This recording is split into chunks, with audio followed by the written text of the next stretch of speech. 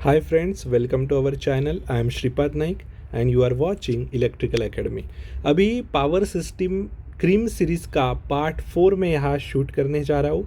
उसमें बहुत important part है ये मिस नहीं होना चाहिए। आपसे बंडल कंडक्टर के बारे में आपको इधर जानना है। तो बंडल कंडक्टर बेसिकली क्या है, ये पहला तो आपको सबको पता है, टू और more standard conductors bundle together to get more current carrying capacity. ठीक है, ये इम्पॉर्टेंट पार्ट है। And where bundle conductor is used, bundle conductors are used about 220 kV system where single stranded conductor use is not possible. तो जब single standard conductor का use possible नहीं है तब हम बंडल कंडक्टर यूज़ कर रहे हैं अबो 220 kV। ये इस पे डायरेक्ट क्वेश्चनिंग हो सकता है। ड्यू टू सब conductors mutual distance is same but self distance आपका बढ़ रहा है। सेल्फ डिस्टेंस आपका बढ़ता है लेकिन म्यूचुअल डिस्टेंस सेम रहता है बंडल कंडक्टर में। तो बंडल कंडक्टर का मेन पर्पस क्या है? बंडल कंडक्टर का मेन पर्पस है to reduce the corona effect. इस पे डायरेक्ट क्वेश्चनिंग आता है, बहुत बार क्वेश्चन पूछा गया है। It is use to increase the electrical capacity. It is use to reduce the radio noise at voltages about 220 kV। ठीक है, इस पे भी आ सकता है। अभी बेसिकली बंडल कंडक्टर क्या है अभी आपको पता है, लेकिन उसका अलग डेफिनेशंस ये भी है आपके लिए।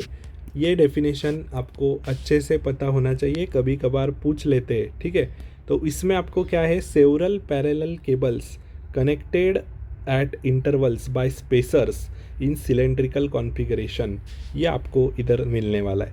बाद में अभी हम देखते हैं highest power transport capability of power line bundling conductor is 8 conductor bundle. ये भी बहुत इंपॉर्टेंट है, इस पे डायरेक्ट क्वेश्चन पूछा जाता है। 8 कंडक्टर का बंडल रहेगा, उसका हाईएस्ट पावर ट्रांसपोर्ट कैपेबिलिटी रहेगा। ठीक है, बंडलिंग कंडक्टर में।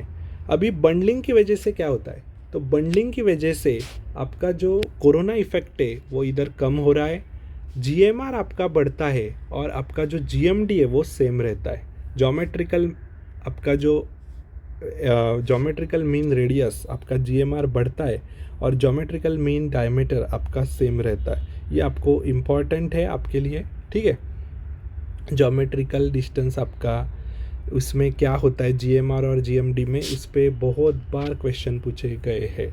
ठीक है, बाद में आपका ज्योमेट्रिकल मीन डिस्टेंस है वो सेम रहेगा। ठीक है, और जीएमआर ज़्यादा रहेगा। अच्छे से ध्यान रखो, क्योंकि बहुत बार इधर आईबीपीएस जो एग्ज़ाम कंडक्ट करता है ना, उसमें ऑप्शंस देके ये डायरेक्टली पूछता है कम, ये ज़्यादा ये कम, बाद में फिर जीएमडी ज़्यादा बोलता है, जीएमआर 0 बोलता है, कुछ भी बोल सकता है ऑप्शन में, लेकिन ये वाला ऑप्शन ही आपका डायरेक्टली टिक होना चाहिए। अभी इंडक्टेंस का फॉर्मूला आपको पता है 0.2 ln GMD बाय GMR। तो आपका GMR अगर इधर बढ़ रहा है तो आपका इंडक्टेंस कम होता है बंडलिंग की वजह से। तो बंडल कंडक्टर हम यूज़ करते हैं तो इंडक्टेंस हमारा कम हो गया। इधर GMR बढ़ रहा है तो ये लॉग की टर्म है, ये कम हो रही है, तो आपका कैपेसिटेंस बढ़ता है बंडलिंग की वजह से। और आपका जो इधर कैरेक्टरिस्टिक्स इम्पिडेंस रहता है ZC, वो रहता है √L/C। तो आपका इंडक्टेंस कम रहता है और कैपेसिटेंस बढ़ता है, तो उसकी वजह से आपका जो ZC है वो कम हो जाता है। तो ZC अगर मेरा कम होता है तो मेरा सर्ज इम्पिडेंस लोडिंग भी बढ़ता है लाइन का, अगर बंडलिंग ऑफ कंडक्टर हम यूज़ करते हैं तो। सो ड्यू टू बंडलिंग हमारा क्या क्या हो रहा है ये मैं इधर एक बार समराइज कर देता हूँ, क्योंकि ये बहुत इंपॉर्टेंट है। इंडक्टेंस मेरा कम होता है, कैपेसिटेंस मेरा बढ़ता है। ठीक है, बाद में मेरा सर्ज इम्पिडेंस लोडिंग बढ़ता है, ये बहुत इम्पॉर्टेंट है। बाद में मेरा जीएमआर जो है वो मेरा बढ़ता है और जीएमडी जो है वो मेरा सेम रहता है, उस पर कोई इम्पैक्ट नहीं होता। ठीक है, ये बहुत इम्पॉर्टेंट है। बाद में आपका effective radius, if we use bundle conductors in EHV transmission, it will cause effective radius increase. आपका एल तो कम होना ही है और कैपेसिटर बढ़ना ही है, ये हमने देख लिया। ये भी एक इम्पॉर्टेंट बात आपको पता होनी चाहिए कि कंडक्टर का सेल्फ जीएमडी आपका बढ़ता है तो रिएक्टेंस आपका इधर कम होता है, ठीक है। तो बंडलिंग की वजह से सेल्फ जीएमडी ऑफ कंडक्टर बढ़ता है, म्यूचुअल जीएमडी पे कोई असर नहीं होगा, लेकिन सेल्फ जीएमडी बढ़ेगा और रिएक्टेंस कम हो जाएगा।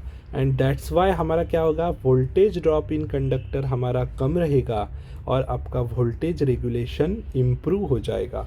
तो ये बहुत इम्पॉर्टेंट है, बंडलिंग के बहुत सारे एडवांटेजेस है, वो डायरेक्टली आपको क्वेश्चनिंग इसकी हो सकती है।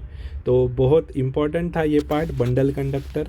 अभी ऐसे ही अलग अलग पार्ट्स हम लेके आएंगे, अगले वाले सीरीज़ में मिलते। तब तक के लिए goodbye and thank you very much.